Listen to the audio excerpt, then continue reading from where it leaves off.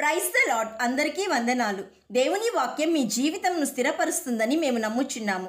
కాబట్టి ప్రతిరోజు దేవుని జీవవాక్యంతో రోజును ప్రారంభించండి. దేవుని యొక్క సమాధానంతో జీవించండి. ఈరోజు దేవుని జీవవాక్యం రోమీయులకు రాసిన పత్రిక 5వ అధ్యాయము 11వ వచనము. ఆయన ద్వారానే మనము ఇప్పుడు సమాధాన స్థితి పొంది ఉన్నాము. Romans chapter 5 verse 11. Through whom we have now received reconciliation. ప్రియ సహోదరి సహోదరుడా, ప్రభు అయిన క్రీస్తులో నీవు రక్షణ పొంది ఇప్పుడు నీవు చక్కగా చర్చికి వెళ్తున్నావు, బైబుల్ చదువుతున్నావు. అయితే నీ హృదయంలో సమాధానం ఉందా? నీ కుటుంబంలో సమాధానం ఉందా?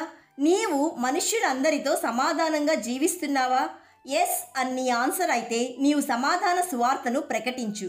ఒకవేళ నో అని నీ ఆన్సర్ అయితే ఇంకా నీవు సమాధాన స్థితిని పొందలేదు అంటే దానికి అర్థం రక్షణ పొందిన నీవు ఇంకా దేవునితో సమాధానంగా లేవు. ఇంకా నీవు దేవునికి దూరంగానే ఉన్నావు. ఇంకా నీవు పాపానికి దాసుడిగా దాసురాలిగానే ఉన్నావు.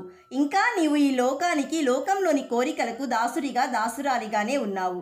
ప్రియ దేవుని బిడ్డ, బాప్తిజమం తీసుకున్న నీవు, శిలువ రక్తం చేత కడగబడ్డ నీవు ప్రభువు కృపతో దాస్యం నుండి విడిపించబడి స్నేహితుడిగా, స్నేహితురాలిగా మారావు. కాబట్టి నీవు దేవునితోనూ ఆయన ఇచ్చిన జీవవాక్యంతోనూ సహవాసం చేయి. నీతి అన్న వస్త్రంను ధరించుకో. పరిశుద్ధత అన్న వస్త్రంను ధరించుకో. పవిత్రత అన్న వస్త్రంను ధరించుకో. నిర్దోషిగా, నిరపరాధిగా ఉండుటకు ప్రభువు ఇచ్చిన రక్షణ వస్త్రములను ధరించుకో. అప్పుడు నీవు ఖచ్చితంగా ప్రభువు ద్వారా సమాధాన స్థితిని పొందుతావు. So my dear friend, pray to the Lord like Hannah, that my heart exalts in the Lord, my strength is exalted in the Lord, my mouth derides my enemies, because I rejoice in your salvation. ప్రియ దేవుని బిడ్డ, నిత్యము నీవు సమాధాన స్థితిని పొందాలంటే ఖచ్చితంగా నీవు దేవుని వాక్యాన్ని అనుసరించాలి, పాటించాలి, ప్రేమించాలి, ఆనందించాలి, భద్రపరచుకోవాలి. ప్రార్థన చేసుకుందాం, ఏకీభవించండి. పరిశుద్ధుడు అయిన ప్రభువా, ఈరోజు మాకిచ్చిన జీవవాక్యమును బట్టి నిన్ను స్తుతిస్తున్నాము. తండ్రి, పాపికి పరిశుద్ధినితో సమాధానం లేదు, కానీ నీవు నీ కృపతో ఒక్కొక్కరిగా మమ్ములను నీ సన్నిధిలోనికి తీసుకొని వచ్చి పరిశుద్ధుడిగా, పరిశుద్ధురాలిగా చేస్తున్నావు. తండ్రి, మీ కృతజ్ఞతాస్తుతులు.